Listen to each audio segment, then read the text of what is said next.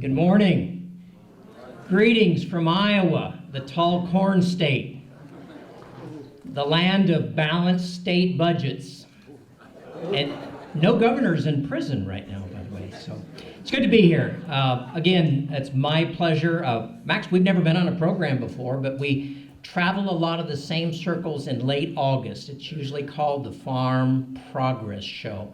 It's not my first time in Northern Illinois. I've been here doing meetings for Cargill at exotic places like Kishwaukee Community College and Rochelle. And I'm very much aware of what's going on with your crop. So I titled my presentation, Short Crop and Late Harvest. What are you going to do? My handout's inside your packets on the left-hand side. I'd say just follow along. I'm going to kind of be on the backside of Dave Fogel. And by the way, Dave and I have done some programs together. Dave, I was still in graduate school in 1982, so you know you've got to be much older than myself. I'm going to give this presentation tomorrow at 7:30 a.m. in Grundy County, Iowa. I'm going to change the title. Grundy County is one of our richest soils in the state. We have 6 seed corn companies in that county. And they're not going to want to hear about a short crop, but they're going to want to hear about a late harvest. And I think that is a concern that probably will keep this risk premium in this market. When I was making this stuff up last week, I thought, I probably should. Oops, Gina, I'm going to turn to you and say, I've got a point behind me. Is that the key? I want to make sure I'm on track. I believe the short crop late harvest is not going away. I believe that it's going to continue being a concern. And so what I did was I built my message around myth busting. Anybody ever heard of the show Mythbusters? Anybody? Yeah, Discovery Channel. These 2 crazy guys and their staff, they take on all sorts of stuff. So the fact is, you know what, I bet that was that remote batteries, I'm guessing. Anyway, they take on all sorts of things. Somebody will say, can you find a needle in a haystack? They'll spend an hour trying to find a needle in a haystack. And I think that's where you're at in Northern Illinois right now. We're following the Twitter feeds. We're following the market buzz. Corn's off 6, beans are off 8, and the USDA's got to be wrong. Somebody's to blame. This crop's planted late. There's no way this crop is going to mature in a timely fashion. We're going to have a bunch of wet corn and wet soybeans to deal with. So I think we keep this risk premium in the market. Thanks, Gina. So here's what I'm going to do. I'm going to bust your myths. I believe the myths that I'd like to bust this morning. Number 1, acreage reports results. USDA's wrong. They'll wake up and they'll figure this out one of these days. Number 2, expect a frost to damage your late planted crops. Possible. Don't get me wrong. We could have a late frost. Myth number 3. National Weather Service's forecast for the last month that we're going to have a cool, wet summer, and that will slow crop development. I saw your forecast for Friday. I'm getting the heck out of here. The weather forecast changed about 10 days ago. If you missed it, I'm sorry. If you would, weather forecast, especially the European model, it changed this weekend. It changed from Friday to Sunday night.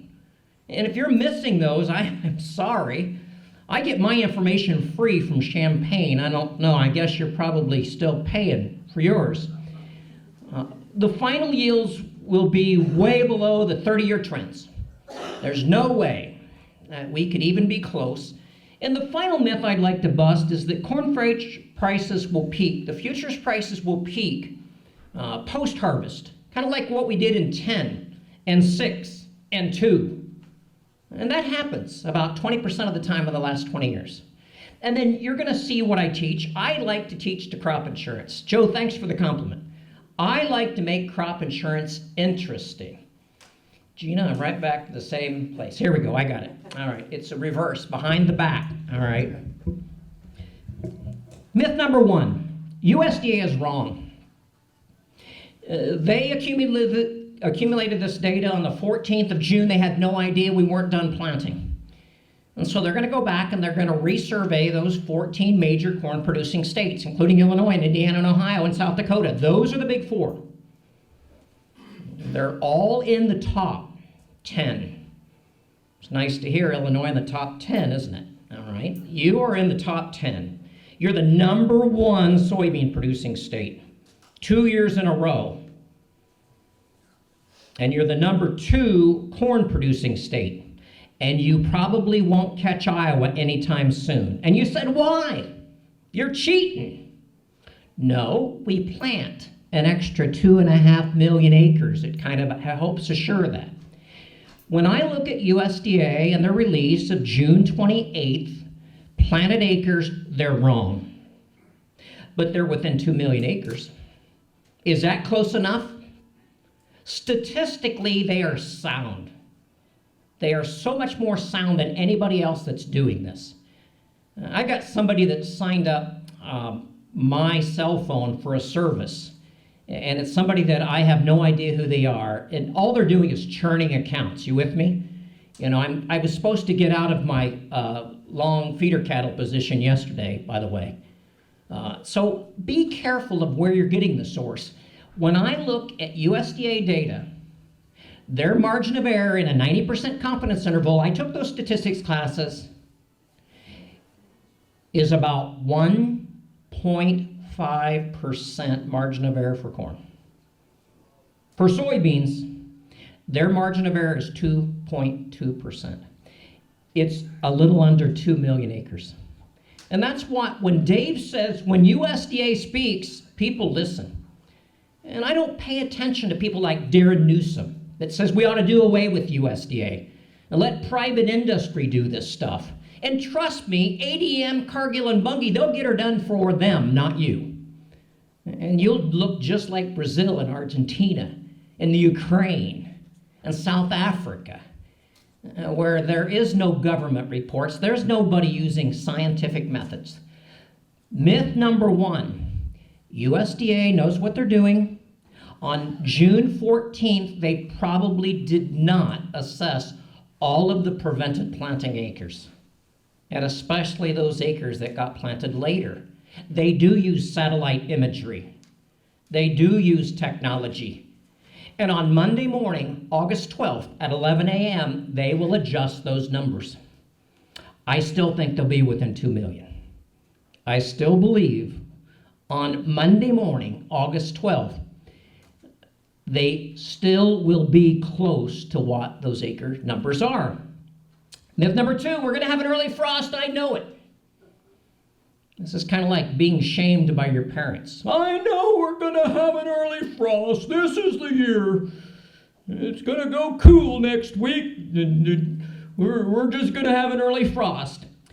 The researchers from the land-grant universities, I'm from Iowa State University. I'm not a Hawkeye, all right? Probably discussed the Hawkeyes more than you do, all right? The research from the land-grant universities and NOAA is this, is the killing frosts in the fall are coming later. On average, the killing frosts are 5 to 6 days later, and that has primarily changed since 1985. So if you want to bet your farm and the future of your farm on an early frost, good luck. God bless. I'll pray for you. I would be careful about that. Is the data says that we're getting later killing frost, especially killing frosts of 28 degrees Fahrenheit and below. Myth number 3, behind the back. There we go. Here's your man. My source, Eric Snodgrass, meteorological scientist, University of Illinois. Eric puts out videos 3 or 4 times a week, and we're going to hear from Eric. Basically, what Eric is saying, as of yesterday morning at 5 a.m., if you missed the videos, they're free. They're coming out of Champaign. What Eric has been saying for about the last 5 days is this: the jet stream is shifting. The jet stream is moving to the north. It's been sitting right over us for about 2.5 months, and that's why we've been deluged. But the jet stream is moving north, and El Nino is fading, and it is fading fast. El Nino is fading fast. It was confirmed last Thursday at Columbia University in their research. We're likely moving to ENSO neutral. We could already be there. The strongest El Nino effect was probably this spring. And so we thought we'd probably be under the influence of El Nino, but it now appears as though we're moving very quickly to ENSO neutral. And so the waters in the Central Pacific are no longer warming. They're actually starting to cool, probably not going back to La Nina, not initially. And so the fact is that the jet stream that's moving north keeps the Gulf moisture open. Somebody walked in about an hour and a half ago and they said, boy, it looks like rain. Is that berry? No, that's not berry. That is convective activity that's occurring from your plants. You've got so many plants that are growing and respirating is they're giving off their own moisture. There's going to be moisture around. Even when you go into this hot streak, and I think yours is like ours, Thursday, Friday, Saturday, and Monday, we're going to go back to normal temperatures. So I hope you are using www.agrible.com. www.agrible.com. You provide your username and you create your own password, and they email you on Monday mornings and on Thursday mornings, and it's a great tool. So what Eric has been saying basically since last Thursday, but really emphasize this, tomorrow his long-term forecast comes out, and it's not only the U.S., it's South America, it's Europe, and it's China, and it's where we have this competition. So what he indicated is what we're going to see in the next 2 weeks is we're going back to normal temperatures, and then these crops are going to make their own moisture. This should be the hottest time of year, and this week will probably be some of the hottest of the summer. But then the ridge is going to sit just north of us, and we're going to get ridge riders just like what we did last year. And that's why the market's taken about 15 cents out of the futures price in the last 2 days.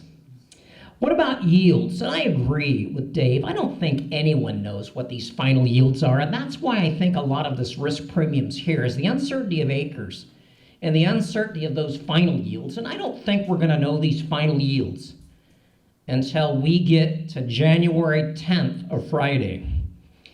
Is the USDA will probably try to assess those to the best of their ability.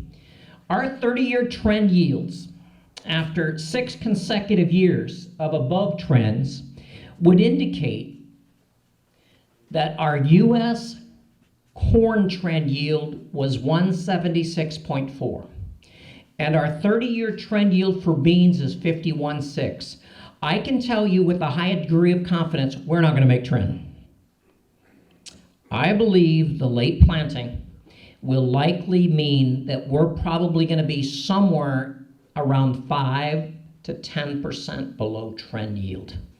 And you can get into this speculation. I heard somebody from Iowa State say 135 bushel an acre, taken out of context. All he did was he said if we would compare this year's late planting to 1993, and you planted 1993 hybrids, we'd be in big trouble. You don't plant 93 hybrids. Is this corn and soybean crop, even though planted late, is going to be below trend yield? Don't get me wrong.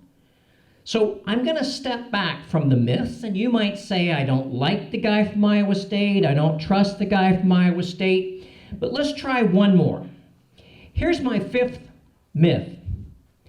Corn futures will peak post-harvest, just like they did back there in 10. I don't think so. I believe that the highs are in. How's that? I believe the highs are in. I think the market's already assessed your acres. I think it's assessed your planted acres. USDA is already using 91% of the planted acres as harvested, so they're already assuming we're going to see more abandonment of those types of acres. And what you see in front of you is a 19-year trend. If I took December corn futures every year for 19 straight years, 2000 through 2018, this market tends to rally in the late winter and peak in the late spring, sometimes early summer.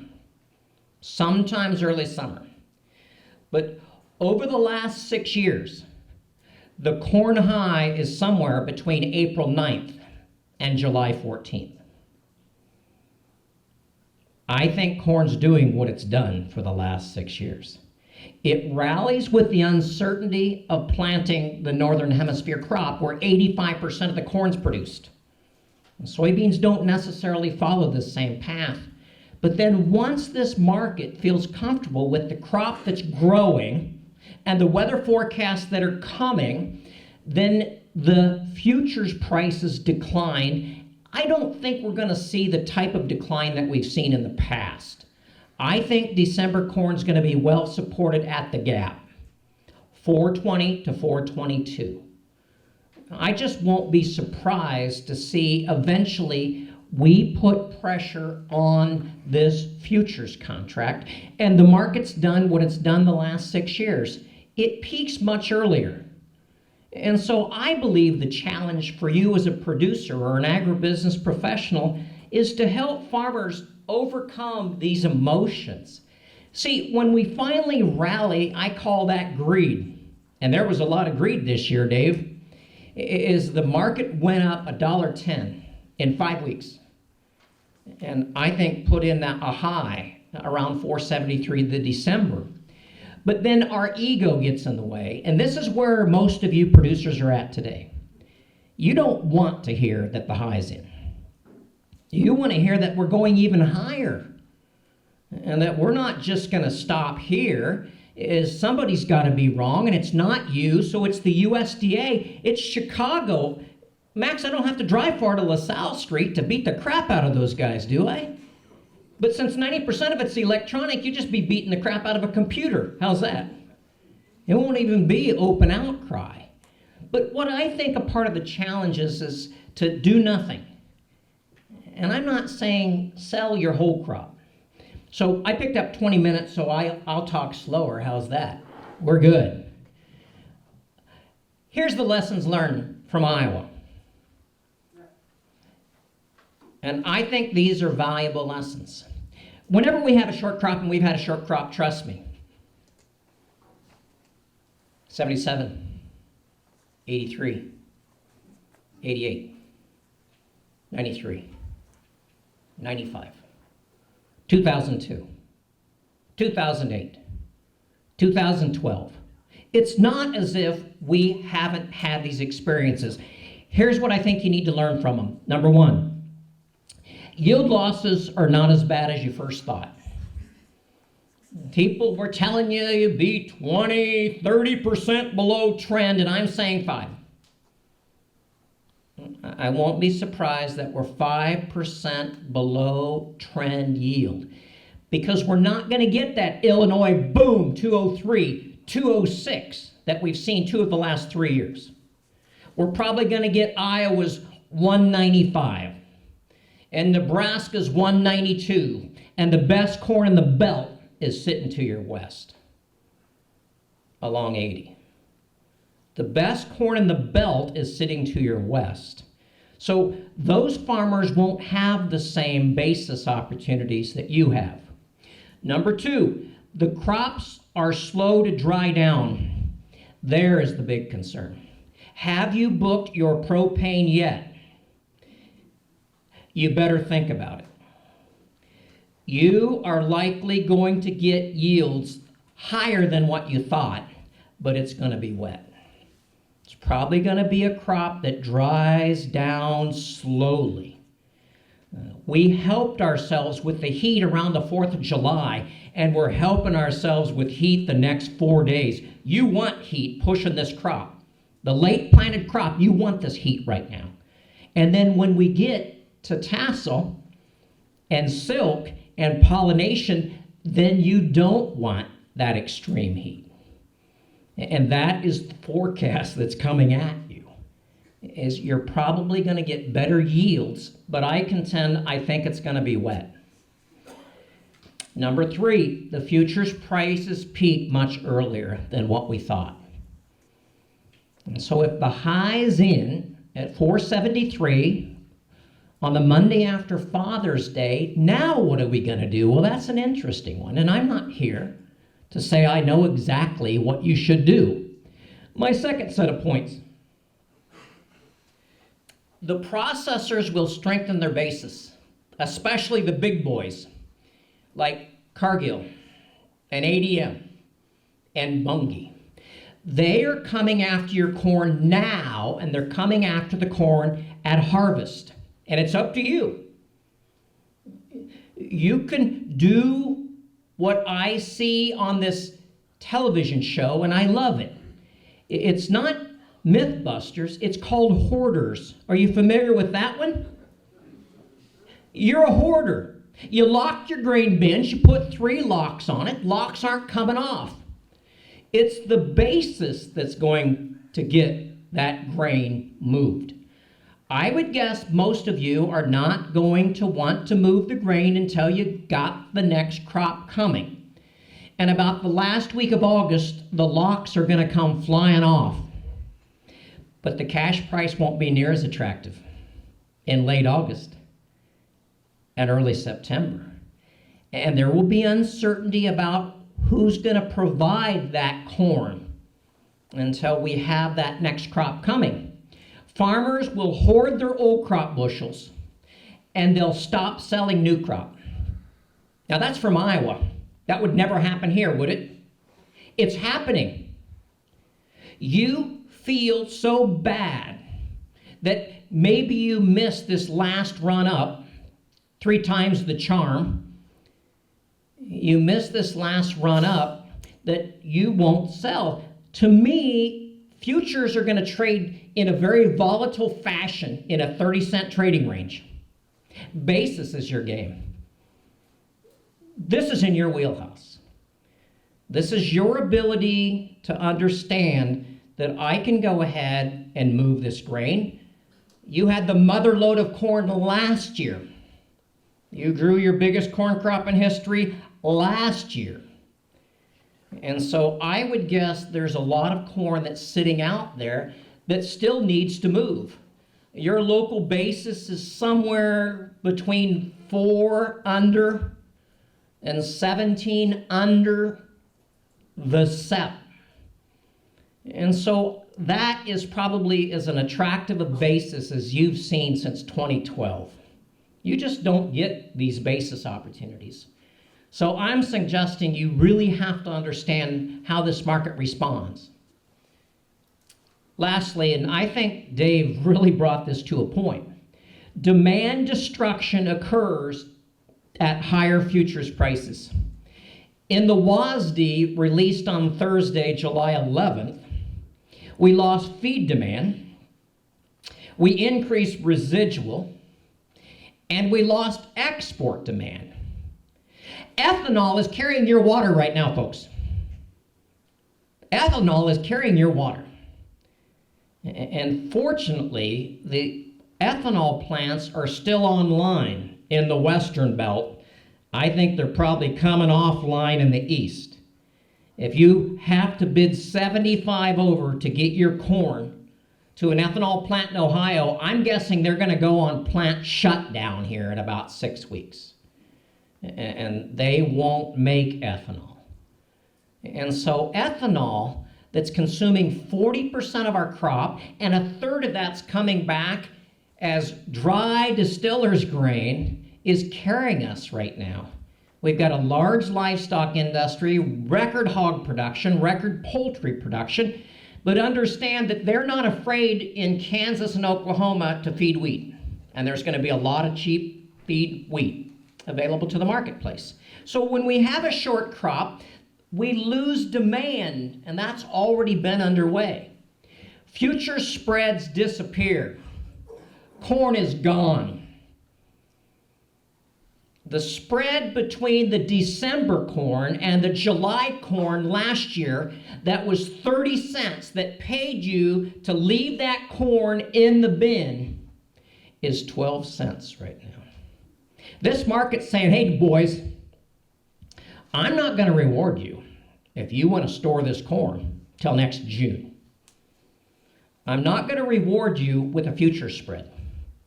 The market is bidding to get corn out of your hands now, and I'm not saying that I know what July 20 corn's going to do, but your spreads are gone. And that happens when we have some sort of a short crop. Farmers often miss the rallies, Iowa farmers only. Iowa farmers miss the rallies. They store large volumes of new crop bushels, both on farm and commercially. They missed the spring rally, and they've got fewer bushels. They've got extra space in the bin, so they're going to stash these bushels and hope that somebody wants to bid up for those bushels down the road. And I'm not saying there might not be basis opportunities next spring and summer, but if your processors, if the ABCs say, I need corn, we'll bring them in on a rail car from Iowa and Nebraska and North Dakota, because that's where we're going to have a surplus of corn. We've got more corn than we have demand. And don't forget, Iowa has 44 ethanol plants, and they're all running. And so that sucking sound is northern Illinois sucking corn from other parts of the belt. There's not excess corn sitting to our north or sitting to our east. It's going to have to bring corn further. And that's exactly what the processors will do. And then I want to go back to this line, and Joe said, yeah, I'd heard that before. Short crops have long tails. Source, Dr. Darrell Good, University of Illinois, August 2003. When we have short crops in the Corn Belt, we tend to have demand destruction. Then farmers respond by planting larger number of acres the following year. Touchdown, Iowa State, touchdown. That's it. See that field across the road? That's a PP field. That's prevented planting, and you might be in this room. That's a PP field. I will bet you $50 there's fall fertilizer on that field this fall. And I'll bet you another $50 that's going to corn. Think through that. Well, how do you know? He might be planting beans. No. He's already tilled it twice. We call that recreational tillage, by the way. And not all these fields are getting laid black. We're seeing a few cover crops. But mostly these fields that are prevented planting, it's a race to see if the volunteer corn or the mare's tail can be the tallest. Repeat that on air, Max.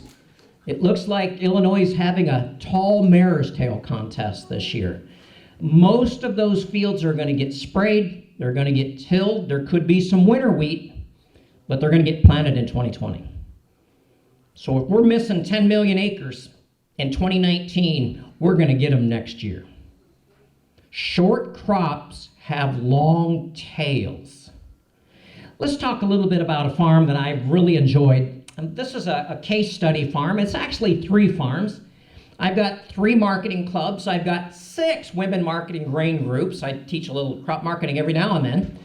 And this is a farm that I call Marty Merchandiser. And so what I want to do today is I want to share with you what Marty's doing.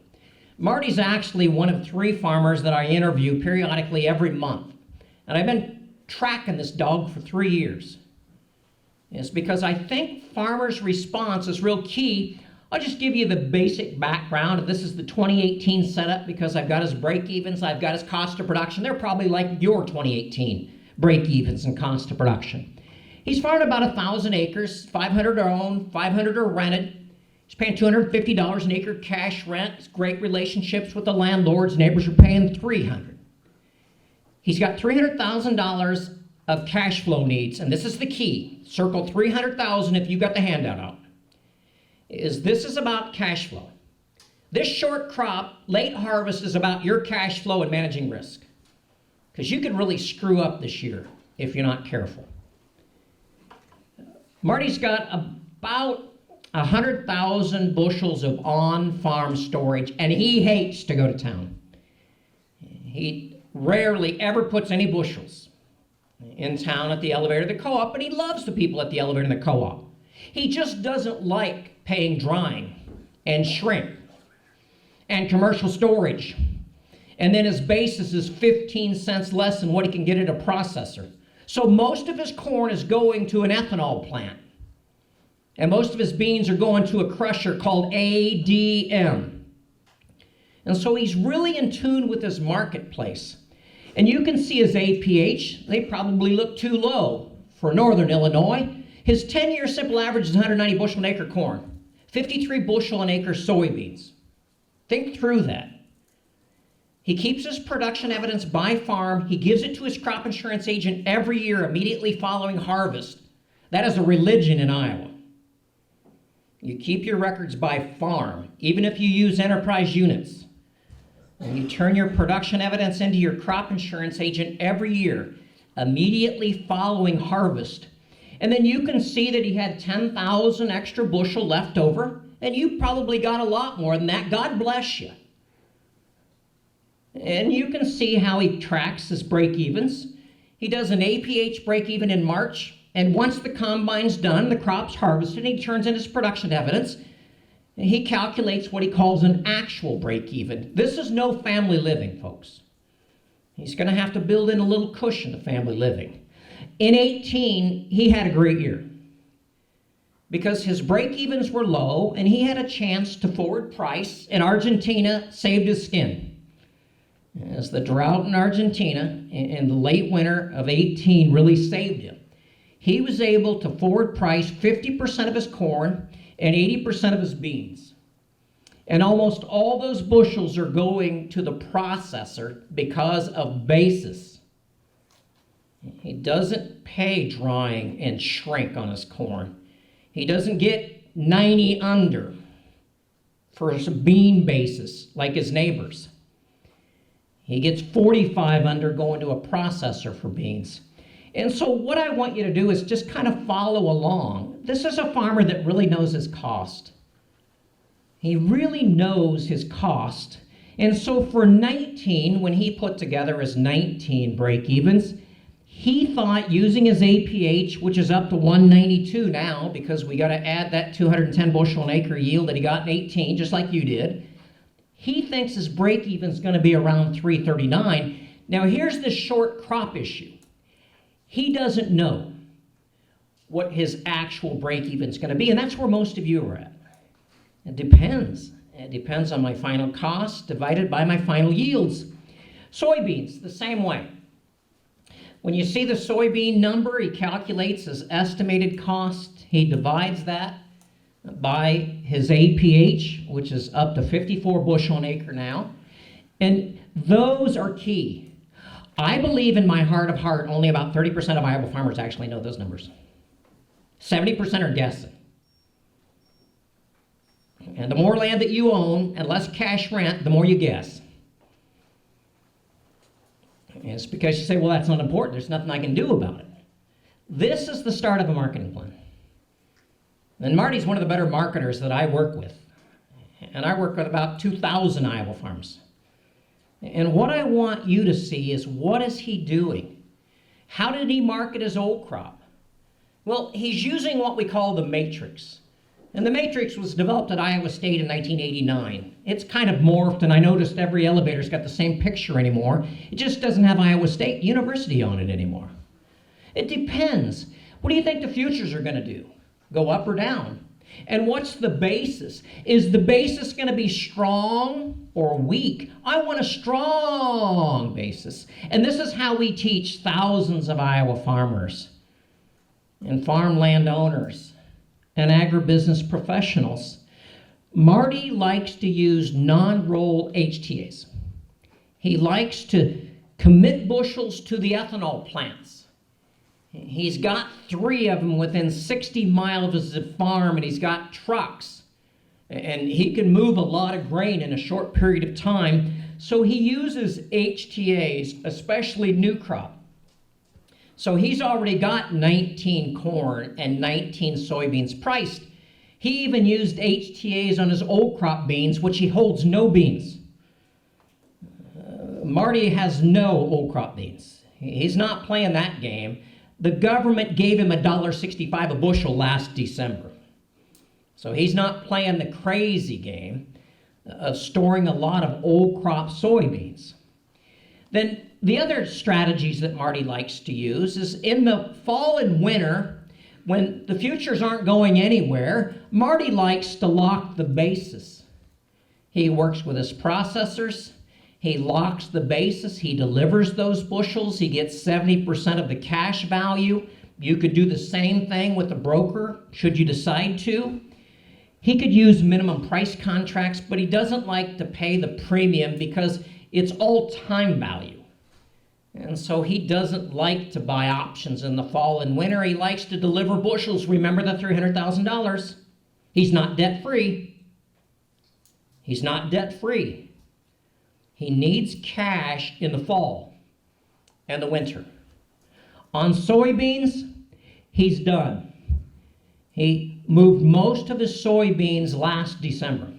When Trump and Z were getting together and the market rallied 80 cents, that's when he said, I need to go ahead and finish moving soybeans. And the government said, here's $1.65. Merry Christmas. And that's what the government did for you. They gave you $1.65 on top of whatever the cash value of the crop was. And so he used that MFP payment. By the way, you're getting another one next month for the 19 crop. So he used that MFP payment as part of his marketing plan. And so heading into this summer, Marty's down to 10,000 bushel of corn. I called him Sunday night and I said, Marty, you got any corn left? Nope. I'm out. Cleaned out the bin Friday. I'm out. Sprayed the bin Friday. I'm out. I'm going to the county fair. Going to the state fair. Going to spend some time with the grandkids. I'm not going to spend July and August worrying. I challenge you. Can you do that? Can you clean out grain bins and spray them and get them ready for harvest? Marty did. He's done. He's not playing the crazy game. Let's see if I can get an extra nickel by delivering the crop. So here's his old crop marketing plan, and this is what we teach at Iowa State University, all right, is we teach that marketing plans have 5 components. Number 1, they have dates. Number 2, they have prices. Number 3, they have bushels. Number 4, they have basis implications. And number 5, the reason that you took that action. So just briefly, and you've got this handout in your packet, here was his strategy. He's always selling a year ahead. Marty's got 20% of his 20 corn already priced. Wouldn't be too many people in this room that would say, what? He's got 20% of his 20 corn already priced. HTA to an ethanol plant. All over 420. You said, well, when's the last time I could have got 420? Yesterday morning, about 9 o'clock. It's not there now. So Marty's always looking out. He's often looking a year ahead, especially on corn futures prices. And you can see that maybe he didn't get 440 or 450 that you could have today, but he had a great year because he's got a low break even. And he's not hoarding bushels. He needs cash in the fall and winter. He was down to 10,000 bushel, and Friday they went to town. You said, why? Because he had time, and because the basis was attractive. Because it was an attractive cash price, he lightened the load. He's done spraying. He's done side dressing. There's a lot of corn that got side dressed in Iowa over the last 5 weeks. They got supplemental in when it was about 3 to 5 feet tall. And so you can see that he's raising corn and soybeans, and you can see that he made money in 18. But he's not hoarding bushels. And you're blessed with these higher cash prices, but I think you've tied your 18 bushels to your 19 shortfall. Saying, well, if I don't have a full complement of corn in 19, then I'm going to hang on to the 18 bushels, and I hope those bushels are really cold and really dry. I'd want to be in these bins every week now. Is the shelf life of a bushel of number 2 yellow corn in the Corn Belt is about 8 months. Once we get into June, July, and August, that corn starts to break down. And that's when we have all sorts of problems of spoilage and insects. And I'm hearing that from a processor. A Bunge processor told me last week they're seeing some really poor quality corn arrive at the processor. Farmers lost track of their old crop corn. They didn't get back in those bins. They just assumed it was number 2 yellow. And so, in essence, understanding basis is important. And if there's anything that I'm going to do is probably to destroy my reputation. This is our basis trends for the last 5 years in central Iowa. I'm right in the middle of the state, almost straight east. If you follow 80, and I know I came up 88, all right? Marty knows his basis trends, the July futures. Now, July's into delivery. But I contend 5%, maybe 10% of Iowa farmers even know these numbers. They don't know basis. They never spent the time to track basis. They couldn't answer this question. Is this an attractive basis? Well, yeah, it's attractive. That black line is about as good as it gets. And that's where you're at in 2019. You're probably about 10 under, where we were probably about 35 under at the co-op. But we're 10 under at the processors. ADM, Cargill, Bunge, and 44 ethanol plants are setting the pace. There's where our good basis is. Our good basis isn't going to be sitting in the interior, especially a co-op that doesn't have rail. And that's the largest co-op system in the state of Iowa. They've only got 76 outlets, just a little one. And so you'd say, well, why would I want to move now? Because your basis isn't 35 or 37 under. Your basis is probably 10 under. I think the local co-op, I might have saw 17 under, because they want your corn, especially if they're making feed or they're making ethanol.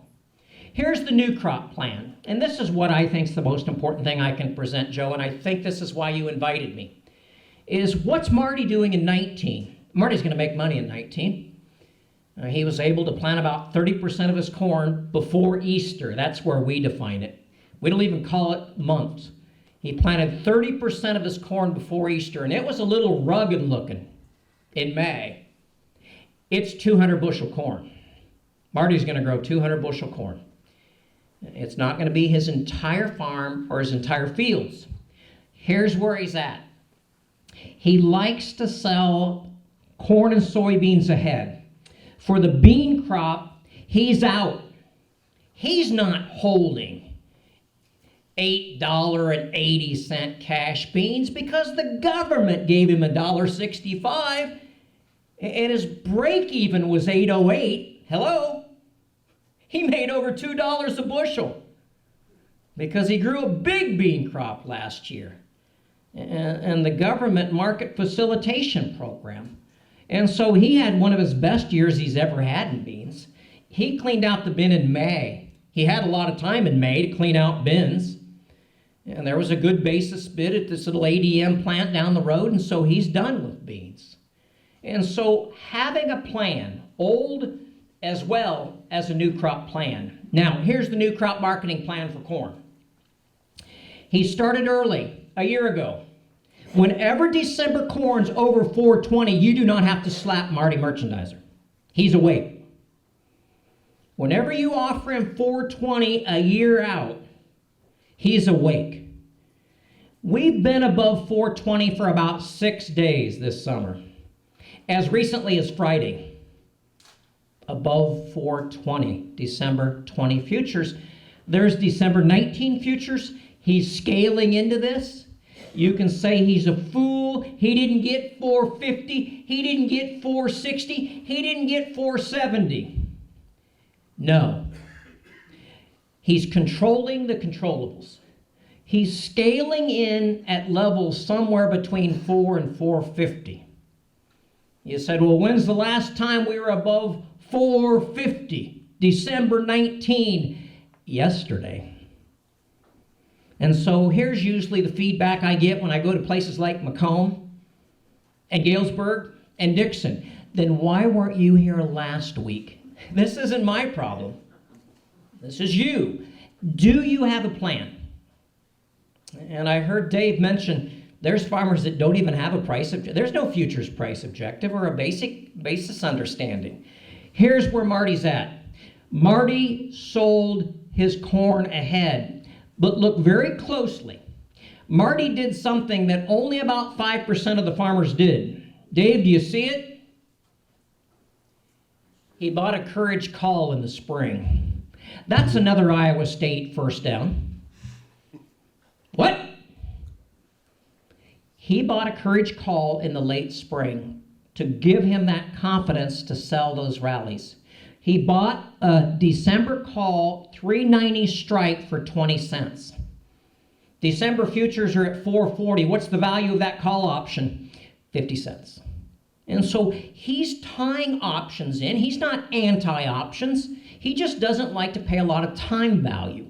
He used that Courage Call to give him that comfort. And so if December 19 futures, the third week of November is at 450, he's going to make 60 cents on that Courage Call. He stepped back in last month and he bought a put. And there's where I'd suggest this crowd be. If you haven't done anything, are you going to protect these futures prices? We get back up into this 450, 460, 470. You better at least buy a put and put a floor under the market. You're bullish corn because you didn't grow the full complement of corn. Hop in my back seat. I'll show you where there's corn that's going to make 200 to 220 bushel an acre. You've got to be careful of just circling northern Illinois and saying, hey, if we can't do it, nobody can do it. Our northern Illinois and northern Iowa guys are a lot alike. If you can't do it on the good dirt, then you can't do it. But we've got more acres in Kansas and more acres in North Dakota. Iowa planted an extra 400,000 acres. Just in case you didn't, we did. Nebraska planted an extra 500,000 acres. Just in case you don't, we will. So be careful of getting caught up. Here's the plan. Sell as the market's going up. Tie it to crop insurance. You were guaranteed $4. December futures, you've known that since the first day of March, is just scale into this. Marty had no idea that 473 was the high. He just knew that he had $300,000 of cash flow needs in the fall and winter. And the last thing he needed was all his bushels sitting in storage unpriced. And Marty's been at this for a while. He's been farming for 32 years. And he kind of looks at it as a game. he ties crop insurance as a part of his pre-harvest marketing plan. And he sells or scales in as the market's going up. He was done selling the 25th of June. You said, why? The seasonals. It's because the seasonals reflect the market rallies into May and June and peaks and then sells off. So he's 70% of his corn bushels are priced. He's got 40% of those bushels with a courage call that he was able to take advantage of the price, and 20% of those bushels he's got a put option. Crop insurance is key. This is your number one government farm program. It's not MFP. It's not ARC or PLC. It's the crop insurance subsidy, and it's how crop insurance works. And here's how it works in a nutshell. If you missed the first 19 years, I'll catch you up. All right? You take your APH, you keep your records, production evidence by farm field. Even if you're in enterprise units. Marty was guaranteed 192 bushel an acre as long as the planter dropped the seed. He's guaranteed 192 bushel an acre, and he's guaranteed $4. And he's willing to commit most of those 154 bushel to delivery because he doesn't have adequate on-farm storage. And he's got processors that are well within an hour drive of his farm. And so crop insurance, revenue protection, he uses 80% and he buys hail. And I don't think hail's going to be a big issue. It's pre-harvest marketing that allows Marty to make money. Marty bought an extra 80 acres 2 years ago. And he told me, Joe, do not tell anybody. He's going to buy another 80. The old lady down the road has already talked to him about buying another 80. This guy is not sitting on his laurels. He's pre-harvest marketing consistently every year using crop revenue protection because he knows he's guaranteed bushels if the planter drops. He knows he's guaranteed the futures price, and he's not afraid to deliver bushels. He could use hedges or options. Don't get me wrong. You saw he's using both put options and call options. And then he's guaranteed price. He's guaranteed the higher of December corn futures in the month of February or October. Hello? He's guaranteed the higher of November soybean futures in the months of February or October. And so what he sees is this slight basis risk that's probably not going to occur in Iowa. It could occur here where the cash price is higher than the futures price, and he knows about prevented planting. All right, I've been around prevented planting every year since 2013, and I want to address prevented planting. He knew that if the planter didn't drop, he better not be aggressive in pre-harvest marketing, and you should have known the same thing. If you're not going to drop the planter, you're only going to get 55% of your revenue guarantee for corn and 60% for soybeans. Prevented planting is embedded inside the combo policy that we call revenue protection. So I thought it was kind of fun. I've had this out in front of the lenders. I've presented to the Iowa Bankers Association, the Iowa Community Bankers Association, the Iowa FSA lenders. And so I thought, it'd be kind of cool. Why don't I roll this to Northern Illinois and check my math? The crop insurance agents are in the back of the room. If Marty had taken prevented planting at 80% level, he was guaranteed 154 bushel per acre. If he does file prevent plant, then he gets only the spring price. He doesn't get the harvest price. That's the way crop insurance works. So his $616 an acre guarantee is times 55%. That farm across the road, if he files prevent plant corn, that farm's going to get about $339 per acre, minus the premium, which will be subtracted next month when you get your PP payment. I hope that's owned land. I hope that's owned land, because if that's cash rented land, who's going to get most of the $339? The landlords. So you landlords were waiting to hear something good. You're going to be okay. It's going to be your tenants that take Prevent Plant that I think probably are not going to make a lot of money. Soybeans work the same way. You take your APH times your level of coverage, your guaranteed bushels, times the spring price, and you multiply that times 60%. Now, I always have somebody in the crowd say, how come soybeans use 60% and corn uses 55%? You can thank the North Dakota farmers for that. Because if there's anybody that's figured out how to screw around with crop insurance, I'll vote North Dakota and Texas every year. And they were taking Prevent Plant on corn. And it's kind of funny, they took Prevent Plant for 5 straight acres, and they were always corn acres. You could not take Prevent Plant on any more acres than you planted in one of the last 4 years.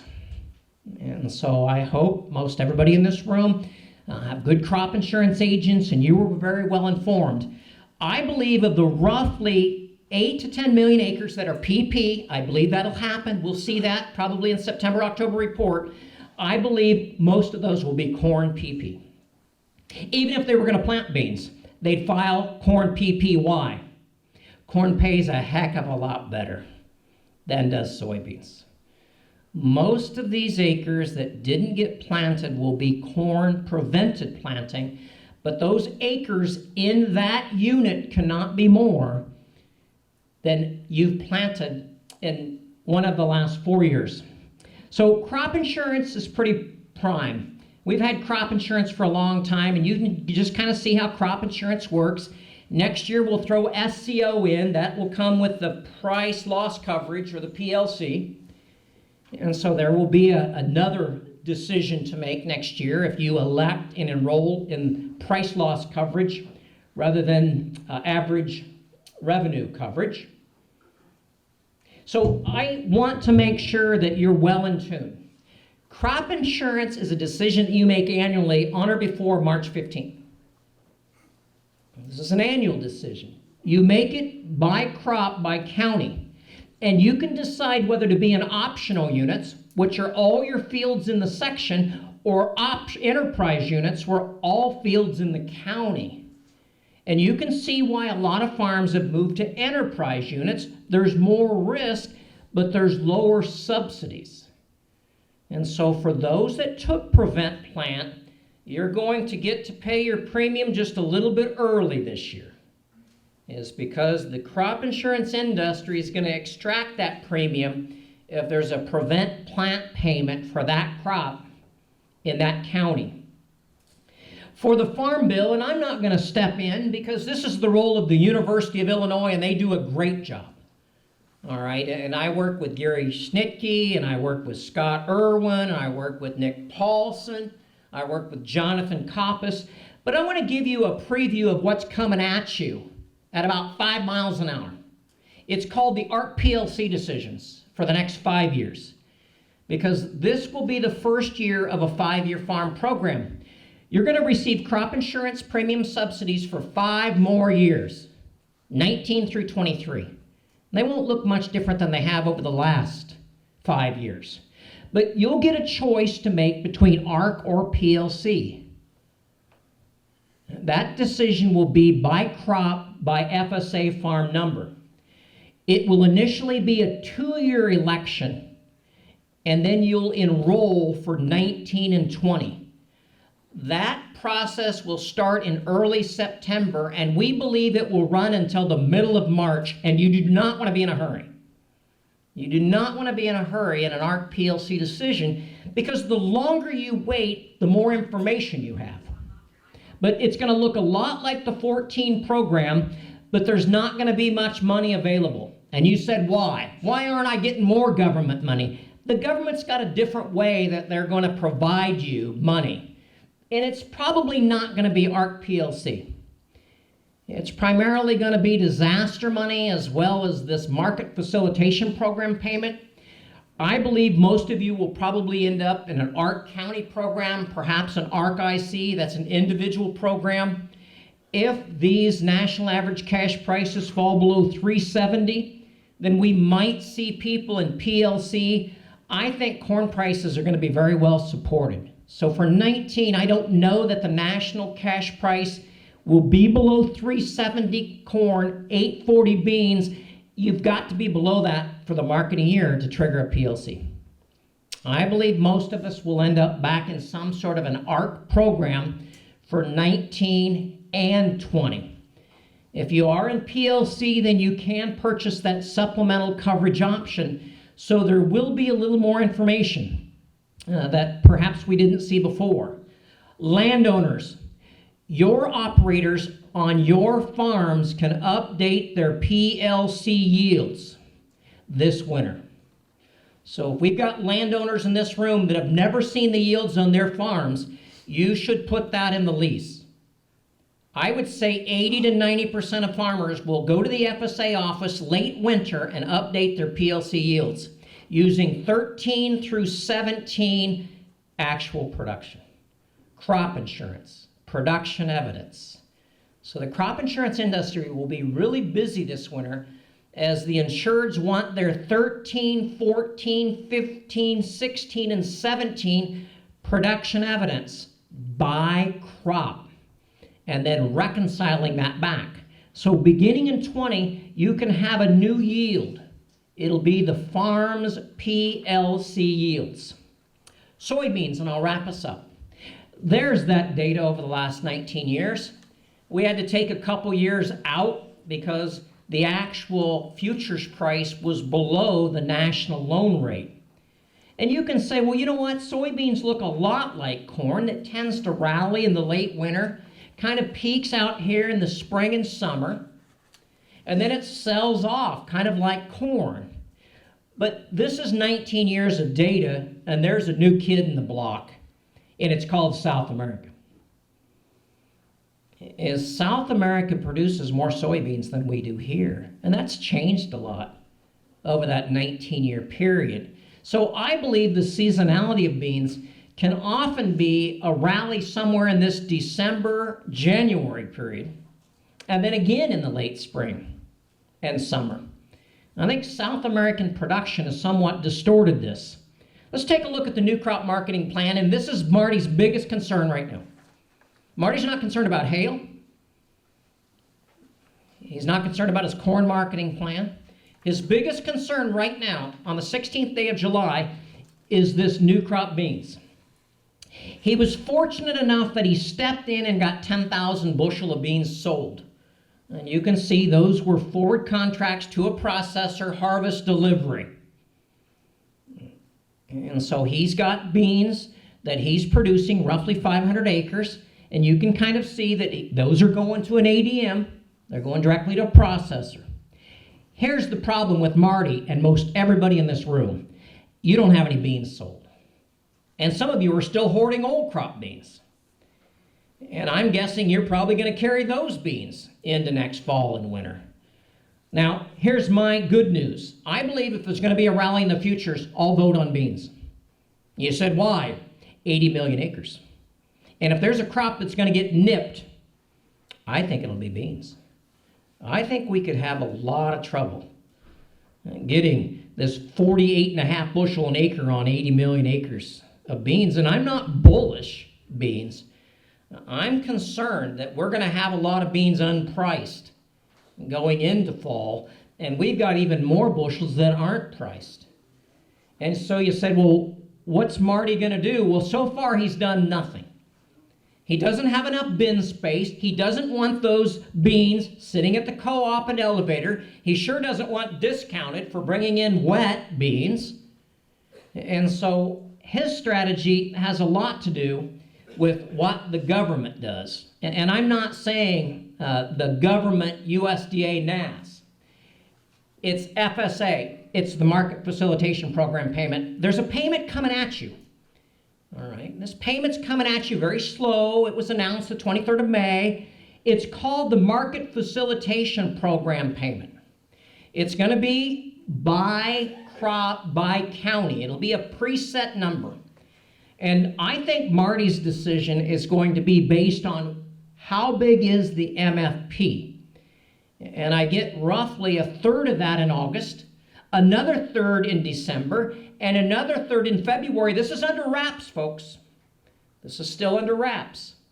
What Marty's going to do is he still wants to price beans, but he's not going to use the November. He's going to use the January and March. And you said, why? Carry. He's got 12-cent carry between the Nov and Jan. And he's got almost 20-cent carry between the Nov and the March.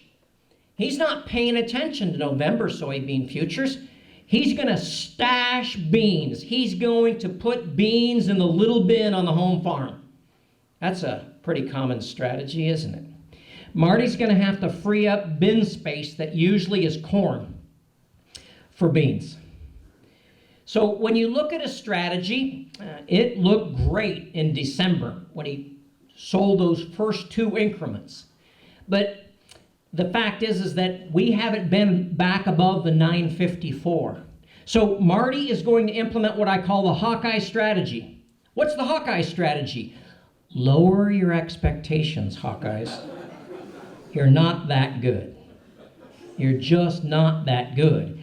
He's going to try to scale in using January futures. The beans are on his farm. Better basis opportunities. Nobody else is going to be selling beans and delivering them in December. Marty is. Marty is concerned about having to stash these beans. And he's sure not going to stash them for a year. But I think we're going to have tough sledding when we get up above this 950. It's probably going to take some sort of a weather concern. So additional funding, I'll be brief. I think you knew that Congress had passed the disaster relief program. You can thank Senator Grassley, the farmer from Iowa, for getting the extra $3 billion that are going to flow out to agriculture, especially to help with prevent plant and flooded grain bins and those types of things.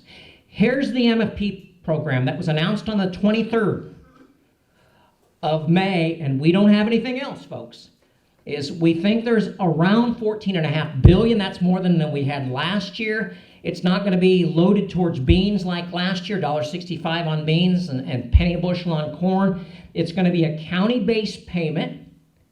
It'll be based on your certified planted acres or certified failed acres. So I hope you did a good job at the FSA office. By the way, they extended you. You've got till Monday. So if you didn't make the FSA office, you have to have planted the crop to get an MFP payment. If you took PP, then you likely have to have planted a cover crop. I don't know those payments. They're going to be based on a county. They'll be available roughly a third in August, a third in December if the trade issue is still on with China, and a third in February. So with that, I just thought I'd wrap us up with some strategies for late harvest and additional corn planting in 20. Book propane ahead. Summer fill is what we call it in Iowa. I have no idea what you call it here. It's our cheapest propane of the year. And so we're going to book our propane early and make sure we've got adequate propane to dry this corn crop. I think you've got to be in your fields probably by August. We're going to start in 2 weeks. We're in our cornfields in 2 weeks. As Iowa farmers are religious about being in these cornfields, doing ear and kernel counts. We do not wait for ProFarmer to tell us what the yield is. All right, that's kids stuff. All right, we are in our fields about 2 weeks after pollination, pulling back silks, and counting kernels, counting ears. And again, we're not going to know our ear weight until we get out into September. But I think that's where you should be. If you're farming and making a living at this, I think you've got to be in tune with your own yields. I think we're going to have to spread harvest out. I think you need to identify where the driest corn is because that's the corn that I'm going to first. Marty texted me the other night. Marty said, hey, Steve, I've got a 7 over corn delivered last half sep. Think through that. He's never seen a 7 over last half sep. That processor wants his new corn, and he's bringing it. He's going to have to artificially dry it. But his first cornfield planted, 114 days, will be his first cornfield harvested, and it goes through his dryer. Don't forget your crop insurance agents are going to want your production evidence. So if you're still harvesting Thanksgiving, like many of you will be, do a good job of keeping records by field, and that's going to be tough. Is you can use crop insurance yield monitor data, but calibrate your yield monitor. You can use scale tickets, but calibrate your scales. Those are called soft records. But if there is a loss, you'll also be required to provide hard records. Be careful of dumping new crop on old crop without a grain bin measurement. That's commingling. That's crazy stuff. Take yourself out of a couple $100,000 commingling bushels. And then lastly, I think booking fall fertilizer. I just finished 2 magazine articles. Max, you'll like this one, Farm Journal, I think you heard about them, and the Farm Progress, I think you know a little bit about them. I just finished this article yesterday. It was called Fall Harvest Strategies. I think we're going to have to book fertilizer early, expecting those prices will be higher in the spring. There's probably excess fertilizer out here. If we got a checkbook, I think we're going to have all sorts of compaction issues. I think we're probably going to drill towards more corn acres in northern Illinois. It's because we've got a lot of PP ground. We've got a lot of land that's pretty saturated, but it's drying out pretty fast. And most of the weeds are gone. There's some mare's tail out there, don't get me wrong. But I think these farmers are going to take care of those, and I think a lot of this is going to go back to corn on corn acres. I think you've got to maximize your on-farm storage. I think you've got to be thinking about that now. Minimize the use of commercial storage, and I'm not against elevators and co-ops. It's just hard to come out when you're paying drying and shrink and fixed storage cost and getting their basis. And then I'm suggesting that you are marketing a year ahead, just like Marty. Just like probably 2 or 3% of the Iowa farmers. You're already looking out, knowing there's more corn acres coming at us next year.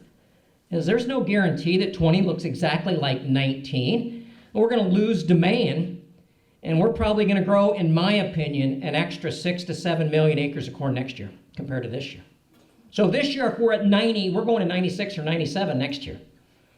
Seed costs will lift. Fertilizer costs will lift. I think cash rents, in my opinion, all right, are going to stabilize where there's good relationships and there's good stewardship. I think our cash rents will stabilize. And we actually might see some cash rent pressure where we've got some of our poor soils. This is me in 2 weeks. I use the Pioneer method. I'm in 12 different cornfields. I check crops on Sunday nights. I report to the USDA. I'm a volunteer. And I'm after this yield. I want to use my kernel counts. I want to use my ear counts. I don't want ProFarmer to tell me the 3rd week of August what my yield is because they randomly drive through Iowa and only 6 states. I want to know about what that kernel count is. And then I want to know the maturity. I want to stay focused. When will that crop black layer? Iowa and Nebraska is going to get her done, folks. We will black layer out ahead of the frost. I think it probably will be a bigger challenge to the eastern belt. And we're probably going to have later harvest and wetter crops. Our resources are free. I'm from the Land Grant University, and we do a lot of work on crop marketing. We provide meetings and workshops. We've got an online course that will launch in November. And then we've got a great partner in the University of Illinois. Either we know them personally or we train them. Scott Irwin's from Iowa. Nick Paulson studied at Iowa State. So we've got great relationships. 1 and 2, Ag Decision Maker, Iowa State. Farm Doc, University of Illinois. Great resources. With that, I'd like to thank you for inviting me to Northern Illinois. It's been my pleasure. I'll stick around during lunch. I've got to hear from Max. I haven't had my Max fix for almost 8 months now. All right. And so again, I want everybody to have a great year, a safe harvest, and let's stay focused on the things we can control. Good luck. God bless.